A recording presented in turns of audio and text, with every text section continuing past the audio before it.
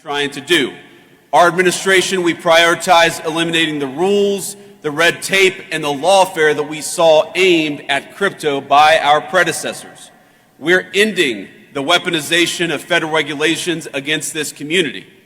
To put it simply, Operation Choke Point 2.0 is dead, and it's not coming back under the Trump administration.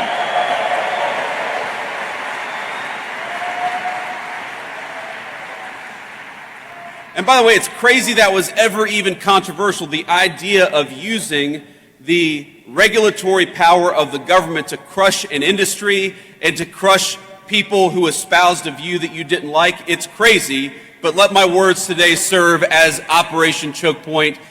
Let me serve as its obituary. Now this is my vow to every single person here. You will never see this administration trying to handicap your community or diminish the impact it's had on the economy. Instead, we reject the Biden administration's legacy of death by 1,000 enforcement actions.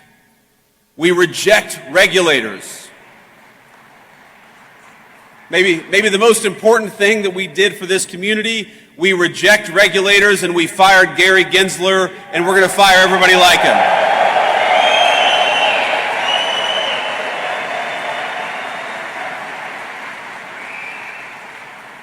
And we know that people like Gary Gensler, the game that they played is that under the pretense of consumer protection, they attacked every single effort to democratize our financial markets, and that is over. America. I grew up in a working class family. I believe that America is a place where anyone should be able to make a fortune, no matter where you grew up, what degree you may or may not have. And in recent years, I'm hard-pressed to think of a better place to do so than right here in the digital assets industry. Now, our second substantive step is we're trying to create a clear, pro-growth legal framework for stablecoins in this country. And I know we've got some solid allies in Congress. Is Cynthia Loomis out there today, or did she already go home? Well, you know, I was supposed to have dinner last night with Cynthia Loomis. We had a little event yesterday.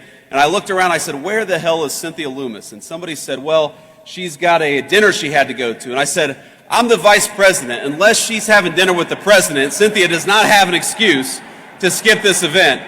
But we love Cynthia, and I know that she's one of the great advocates for your industry in the United States Congress.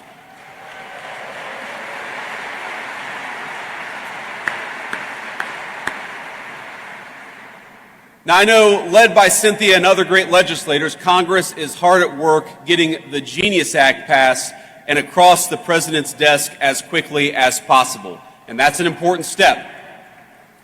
It's with good reason, because regulatory uncertainty in this country has pushed way too much stablecoin activity overseas over the last few years. Now, somebody said to me yesterday that Bitcoin has done so much over the last few years with so many headwinds. Wouldn't it be nice to have a government that provided some tailwinds to one of the fastest growing industries in our country? And that's what we aim to do.